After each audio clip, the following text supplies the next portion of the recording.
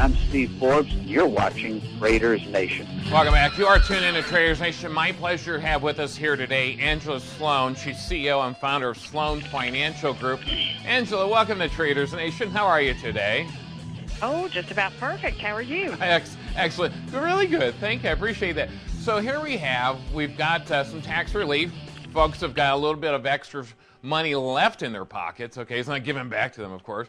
But the first reaction is to spend that money, but shouldn't they be saving that money too? Well, yes, you should be saving it, but there's other financial goals that you need to keep in mind as well. Sure. Okay. And you know, it's ironic because the number one resolution that I have been reading about this year didn't have anything to do with money, believe it or not. It was to get healthy, which happened to be mine. Sure. But since we're here to talk about money, yeah. I think one of the number one things you should be doing is to monitor your credit report. Mm-hmm. So you just make a commitment. I'm going to monitor my credit report, and even take it one step further and get yourself under some type credit monitoring system.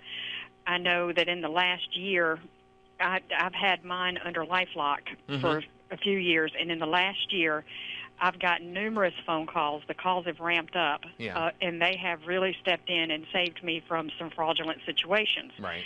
So I would say that would be number one, because identity theft is everybody's biggest fear. Sure. So if you're not already under some type monitoring service, you need to make a commitment to get yourself under that monitoring service. Yeah, I totally agree. And let me add to that, because back in 2001, I was actually a victim of identity theft. This is when, back then nobody really knew what it was, and now it's certainly prevalent. It's everywhere. Everybody's getting hacked, even the biggest firms, even some of the firms that are supposed to protect you from doing this are getting hacked. And so I totally agree. I think it's really important that folks should be set up. One, they should know their credit, right? Know what their credit score and try to improve that. But two, certainly protection against identity theft, because that can really hurt you until you get it straightened out. And sometimes it seems like it takes forever to get it straightened out. So I think if you know ahead of time and you get in front of the fraudsters, I think that limits or mitigates the amount of damage that they can do. So the sooner you know, you don't want to know a month, 2 months, 3 months down the road. The sooner you know, the better off you are getting in front of them, correct?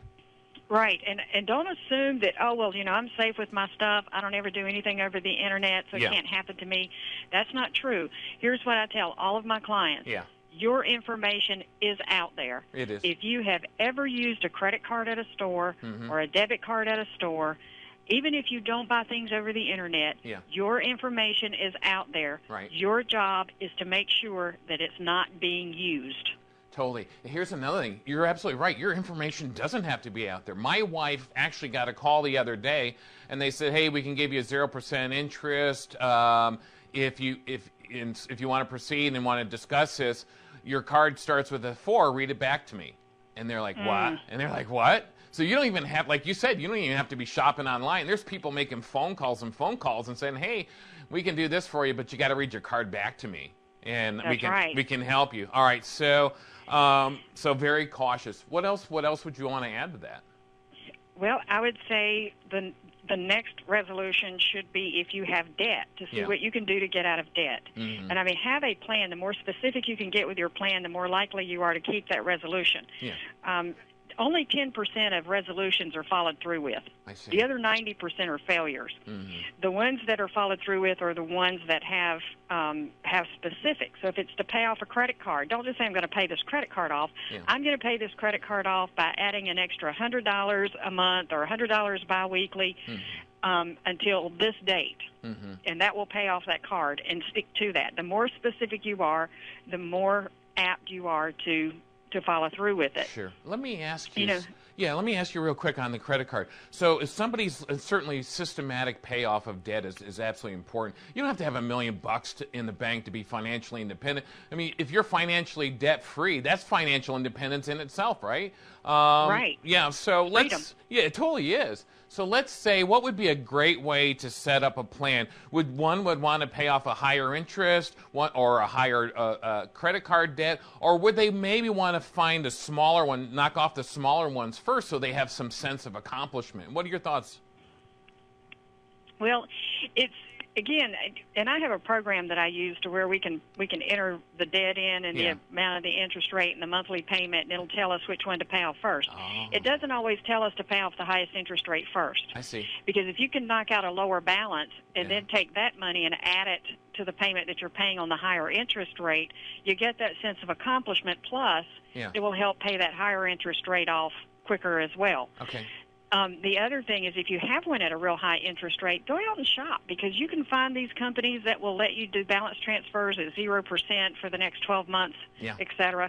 And the more you can get paid off at a 0%, the better. That's all principal. So if you have a really high interest rate, try to find one with a lower interest rate. If you find 0%, that's all the better. Yeah, sure, certainly is.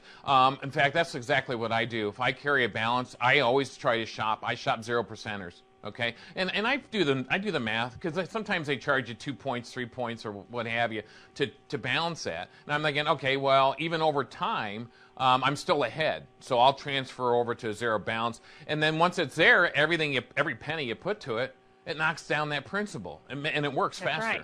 All right. And another resolution would be to help you now, because those are mostly to help you now. This one helps you now and helps you down the road. And that is to add more money to your retirement plan. Mm-hmm. So if you're in a 401k at work, make a commitment. Go into your HR. This is an easy one to keep because you only have to do it one time. Go into your HR and say, do another $25 or $50 a payday into my 401k. Yeah. That helps reduce your taxes now, and it's going to help you in retirement down the road. Mm-hmm. That's an easy one to do. Mm-hmm. So I encourage you, don't sit on that one. You need to do it. Yeah, totally. So add more as long as it doesn't feel painful.